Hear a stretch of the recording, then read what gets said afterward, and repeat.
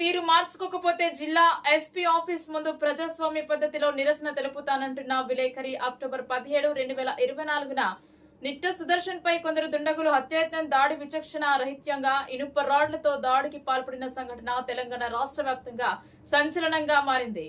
Chairman బక్కి వెంకటయ్యకి లిఖితపూర్వకంగా ఫిర్యాదు చేసిన విలేకరి నిట్ట సుదర్శన్ దుండగులు ఉద్దేశపూర్వకంగా హత్యాయత్నం దాడి చేసినందున వారిపై ఎస్సీ ఎస్టీ కేసు నమోదు చేయాలని, అలాగే పరారీలో ఉన్నట్టు పోలీసులు ఉద్దేశపూర్వకంగా కాపాడే ప్రయత్నం చేస్తున్న మరో ఇద్దరు ప్రధాన నిందితులు అమూదల ప్రసాద్ మరియు గడ్డం అనిల్ వెంటనే అరెస్ట్ చేసి రిమాండ్ చేయాలని తెలిపారు. పోలీసుల తీరు మారకుంటే న్యాయం కోసం ఎస్పీ కార్యాలయం ముందు ప్రజాస్వామ్యం పద్ధతిలో రాజ్యాంగానికి లోబడి నా నిరసనను తెలియజేస్తానని మరియు 17-10-2024 దాడి జరిగిన తర్వాత నేను అపస్మారక స్థితిలో ఉన్న కారణంగా ఫిర్యాదులో పూర్తి వివరాలను వెల్లడించలేకపోయాను కాబట్టి ప్రత్యక్ష దాడిలో పాల్గొన్న సుపారీ గ్యాంగ్ నిందితుల యొక్క కాల్ డేటా రికార్డు పరిశీలించి వారితో తరచుగా హత్యాయత్నాలకు దాడులకు పురిగొల్పుతున్న వ్యక్తుల యొక్క సమాచారాన్ని తెలుసుకోవచ్చని, ఇది పోలీసు వారికి తెలియని విషయం కాదని, అయినా కూడా పోలీసు వారు సరైన ఆధారాలు సేకరించకుండా రాజకీయ నాయకుల అనుచరుల కారణంగా పోలీస్ అధికారులు హత్యాయత్నానికి ప్రధాన కారకులైన వ్యక్తులను కేసు నుంచి తప్పించే ప్రయత్నం చేస్తున్నారని తెలిపారు.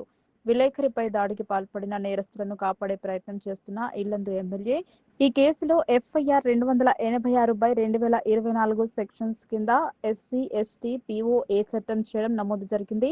కాగా ఆరుగురిని రిమాండ్ చేసి మిగిలిన ఇద్దరు ఇల్లందు ఎమ్మెల్యే అనుచరులు కావడం మూలాన వారిని పోలీసులు రక్షించే పనిలో ఉన్నారని తెలిపారు.